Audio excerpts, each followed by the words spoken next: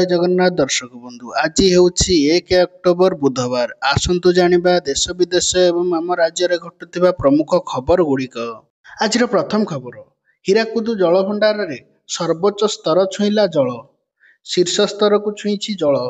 हीराकुद जलस्तर सर्वोच्च धारणार क्षमता 630 फुट 1,02,226 क्यूसेक जल निष्कासन होइथिबा बेले समान परिमाणर जल डैम रे प्रस्तुत एवं महजूद अछि। वर्तमान 9टी गेट दे जल निष्कासन चली तेबे ए पर्यंत कौनसी चिंताजनक स्थिति नथिबा बेले आगकू वर्षा बढ़िले अधिक गेट खोलिबार संभावना रही यह सूचना दैछंती मुख्य जंत्री। परवर्ती खबर पार्वण को फिका करिबो वर्षा। आज्ञा हाँ पुणी आसुछि आउ एक लघुचाप। गतकाली सृष्टि होइथिला लघुचाप क्षेत्र आज अवपातरे परिणत हबो। तेणु अक्टोबर 1 रे राज्य में प्रबल वर्षा नहीं सतर्क सूचना जारी करिथिला पाणीपाग विभाग। यह प्रभाव में अक्टोबर 2 एवं 3 तारिख में उपकूल एवं उत्तर ओडिशार किछि अंश में वर्षार संभावना रही। परवर्ती खबर ओडिशा पुलिस एसआई परीक्षा पई जारी हैला helpline number. Odisha police SI परीक्षा पदवी भर्ती पई बड़ जालियाती वर्तमान सामना को आसीछि। जालियाती मामला रे शताधिक एसआई परीक्षार्थी माने अटक रखिछि ब्रह्मपुर पुलिस। तेणु यही मामला सामना को आसवा पर बड़ पदक्षेप नहीं पुलिस रिक्रुटमेंट बोर्ड स्वच्छतार सहित सीपीएसई 2024 परीक्षा पई हेल्पलाइन नंबर जारी करिछि ओडिशा पुलिस रिक्रुटमेंट बोर्ड। अभियोग थिले कॉल करी जणाइबे बोली सूचना मध्य दिया जाइछि। हेल्पलाइन नंबर हैला 9040 493 223। कौनसी अभियोग थिले एही नंबर रे आपण माने अभियोग करि परिबे। पुनर्बार हेल्पलाइन नंबर टी हैला 9040 4932 23। धन्यवाद। परवर्ती खबर बदलिला निष्पत्ति ऊपर पड़िया रे भी हेबो बालीजात्रा। आज्ञा हाँ ऊपर पड़िया रे भी बालीजात्रा हेबो। लोकप्रतिनिधि मानकु नै जिलापाल मानकर आवासिक भवन रे बसिथिबा बैठक रे ए नै निया जाइछि निष्पत्ति। बैठक पर जिलापाल माने कहिसंती उभय पड़िया रे बालीजात्रा हेबो। ए नै कोर्ट को सत्यपाठ मध्य दिया जिवो। रूपरेख कौन हेबो कोर्ट को अवगति मध्य करा जिवो। पूर्वळु केवल तळ पड़िया रे बालीजात्रा को नै उठिथिला विवाद। एथि सहित अधिकांश दलर लोकप्रतिनिधि माने प्रशासन निष्पत्ति को विरोध मध्य करिथिले। आसंता 9 तारिख रे हाईकोर्ट रे एही मामलार शुणानी रहिछि। परवर्ती खबर भुवनेश्वर एम्स परिदर्शन कले बाचस्पति। ओडिशा विधानसभार बाचस्पति सुरमा पाढ़ी गतकाली एम्स भुवनेश्वर परिदर्शन करथिले। महिला मानक स्वास्थ्यगत प्रोत्साहित करिबा एवं परिवार को सशक्त करिबा पई जातीय स्वास्थ्य प्रतिष्ठान पक्षरु जारी होइतिबा स्वास्थ्य नारी सशक्त परिवार अभियान रे सक्रिय भावे अंशग्रहण करथिले बाचस्पति श्रीमती पाढ़ी। बाचस्पति उक्त रक्तचाप एवं अणसंक्रमण रोग पई स्वास्थ्य परीक्षा निजे मध्य करथिले। एही अभियान रे शामिल हिताधिकारी मानकर स्वास्थ्य सेवा प्रदानकारी सहित मध्य सीधासलख आलोचना करथिले। परवर्ती खबर वेदव्यासर हेबनी काच झुला पोल निर्माण हेब पादचला सीमेंट कंक्रीट ब्रिज। प्राय 450 मीटर दूरता वेदव्यास झुला पोल निर्माण पई केंद्र सरकार पक्षरु गत 2014 मसीहा रे 25 कोटी टंका मंजूर होइतिला। तत्कालीन बीजेडी सरकार अनुमति न देबारु टंका फेरी जाइतिला। निकटरे अर्थात मार्च 29 रे राज्य आईन एवं रास्ता गृह निर्माण मंत्री पृथ्वीराज हरिचंदन राउरकेला ग्रस्त अवसर रे वेदव्यास अत्याधुनिक काच झुला पोल निर्माण करने को घोषणा कले। हेले ए पर्यंत 35 कोटी टंकार मध्य बजेट घोषणा होइतिला। वर्तमान 6 मास बीतीगले सुधा मध्य खंडीय पत्थर भी पड़ी नहीं। एबे सुरक्षा दृष्टि सरकार निष्पत्ति रे परिवर्तन करिसेंती। काच पोल परिवर्ते निर्माण हेब पादचला सीमेंट ब्रिज।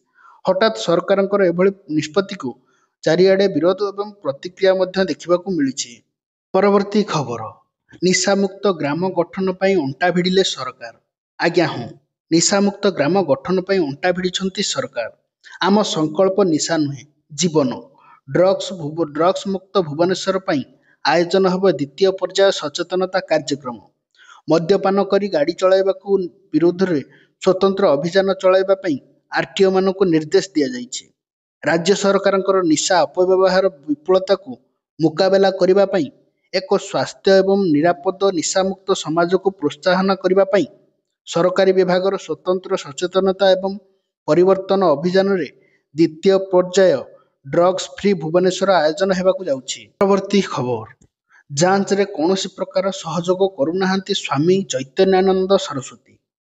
ଶେଷରେ ଆତ୍ମଘୋଷିତ ଭଗବାନ ତଥା ଶ୍ରୀ ଶାରଦା ଇନଷ୍ଟିଚ୍ୟୁଟ୍ ଅଫ୍ ଇଣ୍ଡିଆର ମ୍ୟାନେଜମେଣ୍ଟ ଏବଂ ରିସର୍ଚ୍ଚ ପୂର୍ବତନ ନିର୍ଦ୍ଦେଶକ ସ୍ୱାମୀ ଚୈତନ୍ୟାନନ୍ଦ ସରସ୍ୱତୀଙ୍କୁ ପୋଲିସ ଗିରଫ କରିଛି। ଦିଲ୍ଲୀରେ ଛାତ୍ରମାନଙ୍କୁ ଯୌନ ନିର୍ଯାତନା ଦେବା ଗମ୍ଭୀର ଅଭିଯୋଗରେ ଗିରଫ ହୋଇଛନ୍ତି ବାବା ଏବଂ ଖସିଯିବା ପାଇଁ ନେଉଛନ୍ତି ମିଶର ଆଶ୍ରୟ। ପଚରାଉଚରା ସମୟରେ କୌଣସି ପ୍ରକାର ସହଯୋଗ କରୁନାହାନ୍ତି। ସେ ତାଙ୍କ ନିଜ କାର୍ଯ୍ୟ ପାଇଁ ମଧ୍ୟ କୌଣସି ପ୍ରକାର ଅନୁତାପ ବି କରୁନାହାନ୍ତି। ଖବର, ଗ୍ରାମରେ ବଢ଼ିବ ରୋଜଗାର। ଗ୍ରାମାଞ୍ଚଳରେ ଲୋକମାନଙ୍କ ଘରେ ରହିବେ ପର୍ଯ୍ୟଟକ। ଫଳରେ ଗ୍ରାମାଞ୍ଚଳରେ ବଢ଼ିବ ରୋଜଗାର। ଏଥିଲାଗି କାର୍ଯ୍ୟକାରୀ ହେବ ଓଡ଼ିଶା ହୋମ୍ ଷ୍ଟେ ପ୍ରତିଷ୍ଠା ଯୋଜନା 2025। 29-30 ଆର୍ଥିକ ବର୍ଷ ପର୍ଯ୍ୟନ୍ତ 5 ବର୍ଷ ପାଇଁ କାର୍ଯ୍ୟକାରୀ ହେବ ଏହି ଯୋଜନା। ଏନେଇ ସୂଚନା ଦେଇଛନ୍ତି ପର୍ଯ୍ୟଟନ ମନ୍ତ୍ରୀ ପ୍ରଭାତୀ ପରିଡ଼ା। ସେ କହିଛନ୍ତି ଯେ ଏହି ଯୋଜନାର ଲକ୍ଷ୍ୟ ହେଉଛି ଯେ ଓଡ଼ିଶାର ଗ୍ରାମୀଣ ଏବଂ କମ୍ ଜଣାଶୁଣା ସ୍ଥାନଗୁଡ଼ିକରେ ହୋମ୍ ଷ୍ଟେ ବାସଭବନଗୁଡ଼ିକୁ ପ୍ରୋତ୍ସାହିତ କରାଯିବ। ପର୍ଯ୍ୟଟନରେ ସମ୍ପ୍ରଦାୟ ଅଂଶଗ୍ରହଣକୁ ପ୍ରୋତ୍ସାହିତ କରାଯିବ। ସ୍ଥାନୀୟ ନିଯୁକ୍ତି ସୃଷ୍ଟି କରାଯିବ ଏବଂ ପର୍ଯ୍ୟଟକମାନଙ୍କୁ ପ୍ରାମାଣିକ ସାଂସ୍କୃତିକ ଏବଂ ଗ୍ରାମୀଣ ଅଭିଜ୍ଞତା ମଧ୍ୟ ପ୍ରଦାନ କରାଯିବ। ପରବର୍ତ୍ତୀ ଖବର, କେନ୍ଦ୍ରୀୟ ଡେପୁଟେସନରେ ଗଲେ 2 IAS ଅଧିକାରୀ। କେନ୍ଦ୍ରୀୟ ଡେପୁଟେସନରେ ଯାଇଛନ୍ତି 2 ଅଧିକାରୀ ସମର୍ଥ ବର୍ମା ଏବଂ ସ୍ୱଧାଦେବ ସିଂ ଯାଇଛନ୍ତି। 2011 ବ୍ୟାଚ୍ ଓଡ଼ିଶା କ୍ୟାଡର IAS ଅଧିକାରୀ ସମର୍ଥ ବର୍ମାକୁ ସପିଂ ଓ ଜଳପଥ ନିର୍ଦ୍ଦେଶକ ଭାବେ ନିଯୁକ୍ତି ଦିଆଯାଇଛି। ସେହିଭଳି 2014 ବ୍ୟାଚ୍ର ଓଡ଼ିଶା କ୍ୟାଡରର ସ୍ୱଧାଦେବ ସିଂ ଜନଗଣନା ଅଭିଯାନ ନିର୍ଦ୍ଦେଶକ ଭାବେ ନିଯୁକ୍ତି ହୋଇଛନ୍ତି। କହି ରଖୁଛୁ ଯେ ପୁରୀ ଓ ରାୟଗଡ଼ା ଜିଲ୍ଲାର ଥିବାବେଳେ ସମର୍ଥ ବର୍ମା ଏବଂ ସ୍ୱଧା ସିଂ ପରସ୍ପରକୁ 2023ରେ ବିବାହ କରିଥିଲେ। ପରବର୍ତ୍ତୀ ଖବର, ବଡ଼ ଆତ୍ମଘାତୀ ଆକ୍ରମଣ। ପାକିସ୍ତାନର ବେଲୁଚିସ୍ତାନ ପ୍ରଦେଶର ରାଜଧାନୀ କ୍ୱାଟାରେ ଥିବା ପାକିସ୍ତାନୀ ଅର୍ଦ୍ଧସାମରିକ ବାହିନୀ ଫ୍ରଣ୍ଟିୟର କର୍ପସ ମୁଖ୍ୟାଳୟ ନିକଟରେ ଏକ ବଡ଼ ଧରଣର ଆତ୍ମଘାତୀ ବିସ୍ଫୋରଣ ହୋଇଛି। ଭାରତୀୟ ସମୟ ଅନୁଯାୟୀ ମଙ୍ଗଳବାର ଅପରାହ୍ନ 12:03ରେ ଏହି ଭୟଙ୍କର ବିସ୍ଫୋରଣ ଘଟିଛି। ବିସ୍ଫୋରଣରେ 3 ଜଣ ଅର୍ଦ୍ଧସାମରିକ ବାହିନୀଙ୍କର କର୍ମଚାରୀଙ୍କ ସମେତ 10 ଜଣ ମୃତ୍ୟୁବରଣ କରିଛନ୍ତି। ଅନେକ ଲୋକ ଏଥିରେ ଆହତ ମଧ୍ୟ ହୋଇଛନ୍ତି। ଆହତଙ୍କୁ ଯୁଦ୍ଧକାଳୀନ ଭିତ୍ତିରେ ଉଦ୍ଧାର କରି ଚିକିତ୍ସା ପାଇଁ ବିଭିନ୍ନ ହସ୍ପିଟାଲରେ ଭର୍ତ୍ତି କରାଯାଇଛି। ପରବର୍ତ୍ତୀ ଖବର, ଆଉ କେତେ ଖସିବ ଟଙ୍କା? ଡଲାର ତୁଳନାରେ ବର୍ତ୍ତମାନ ଟଙ୍କାର ମୂଲ୍ୟ ଇତିହାସ ରଚିଛି।